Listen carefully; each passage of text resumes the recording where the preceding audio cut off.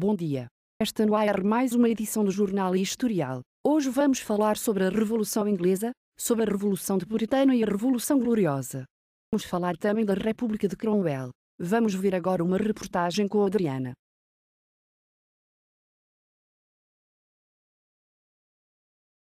Nos ínicos dos anos de 1600, a Inglaterra apresentava-se como um país em desenvolvimento e expansão. Nos reinados do século anterior, de Henrique VIII e Elizabeth I, o território foi unificado, a nobreza foi colocada sob controle, a ingerência do Papa e da Igreja Católica fora afastada pela criação da Igreja Anglicana. Desse modo, os britânicos já disputavam com os espanhóis os domínios coloniais na América Central e no Caribe. Elizabeth I não deixou descendentes, por isso subiu ao trono em 1603 Jaime I, que pretendia ter o poder absoluto sobre a Inglaterra, de acordo com a Carta Magna de 1215. No entanto, o rei podia convocá-lo somente quando julgasse necessário e, assim, exercia o poder de fato. Justificativa de exercer o poder baseava-se na teoria divina do poder real, na qual o soberano era entendido como um representante de Deus. Na época, a Igreja Anglicana da Inglaterra aceitou. Mas o parlamento também queria ter o poder sobre a Inglaterra, com isso deu início a uma guerra.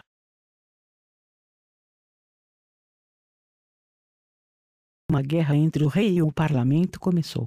Em 1625 Jaime I foi sucedido por seu filho Carlos I que, com a Inglaterra envolvida em guerras externas, viu-se forçado a convocar um parlamento que já lhe era de antemão hostil.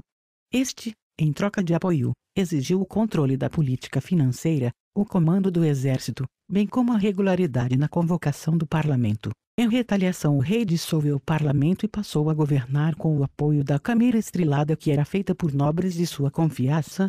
Além disso, reprimiu os opositores, para submeter a todos, promovendo uma união religiosa. Procurou impor o anglicanismo também à Escócia. Os escoceses se rebelaram e invadiram o norte da Inglaterra.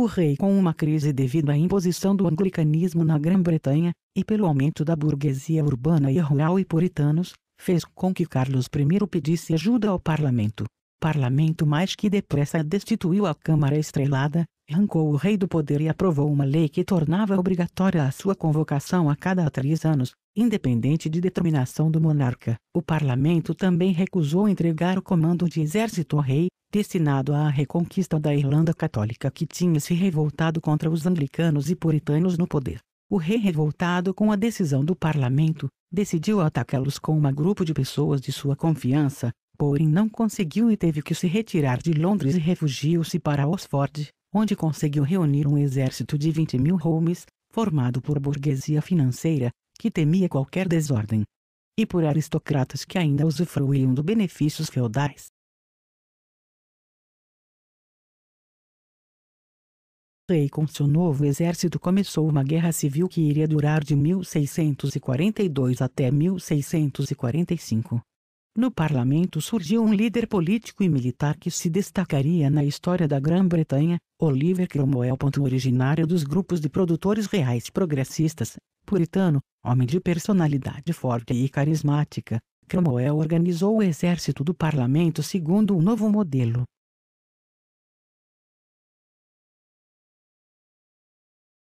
Vamos agora a uma entrevista com Oliver Cromwell, um dos líderes militares do parlamento.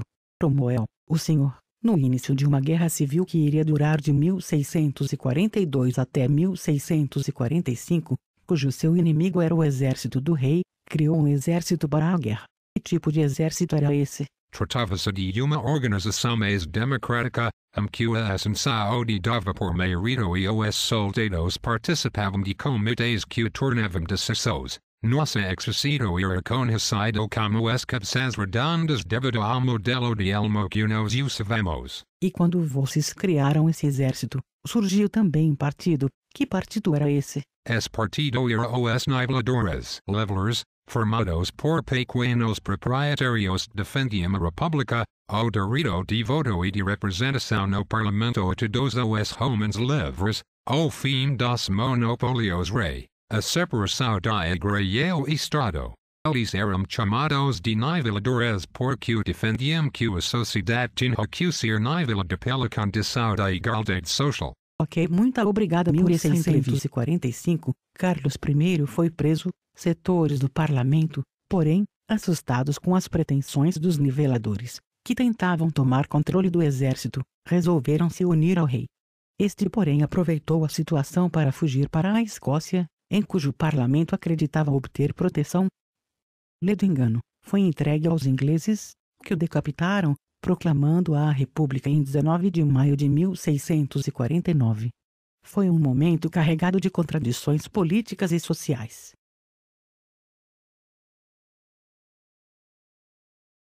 A República na Inglaterra esteve longe de ser democrática.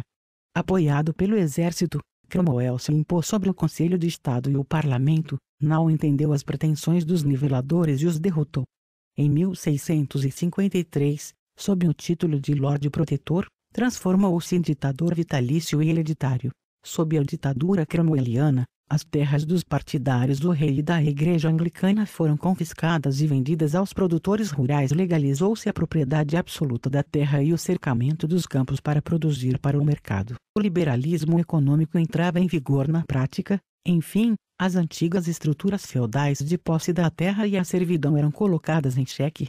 Ao mesmo tempo, Cromwell deu impulso ao desenvolvimento comercial e marítimo da Inglaterra, manteve a conquista na Irlanda e da Escócia e ampliou o império colonial inglês nas Américas, conquistando praticamente a hegemonia inglesa sobre os mares. No entanto, após a morte de Cromwell, em 1658, seu filho não conseguiu se manter à frente do governo, pois não dispunha da mesma autoridade sobre o exército.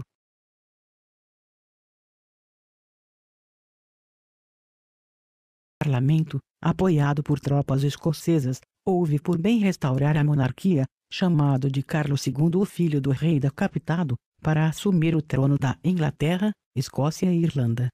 A proximidade deste com o rei da França, Luís XIV, tornou suspeito o parlamento, que se dividiu em dois partidos, os liberais pró-parlamento e os conservadores pró-rei. Seu reinado, a partir de 1660, durou 25 anos. Foi sucedido em 1685 por seu irmão Jaime II, que procurou reestabelecer o absolutismo e o catolicismo na Inglaterra. O fato de ser católico o afastava de ambas as facções do parlamento e o conflito entre este e o rei se manifestou durante seus 3 anos de reinado.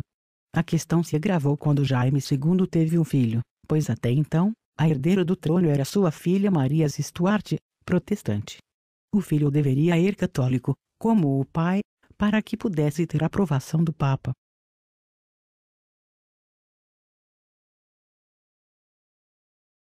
Então, passou a conspirar para depô-lo.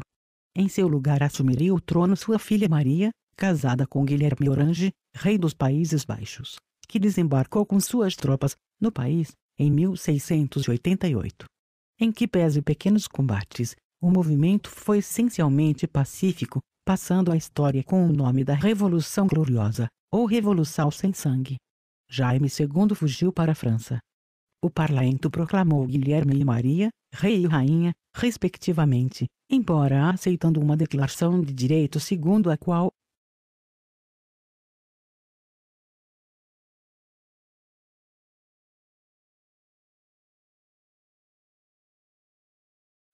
desse modo, criou-se a monarquia parlamentarista inglesa que vigora até a atualidade.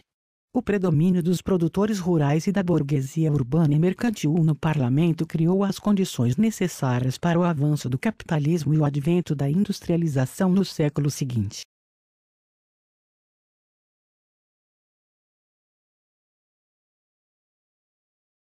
As revoluções puritana, de 1640, e a gloriosa, de 1688, podem ser consideradas como partes de um mesmo processo de conflito entre o absolutismo e o liberalismo, entre o poder do rei e do parlamento, tendo como resultado o estabelecimento da monarquia parlamentar.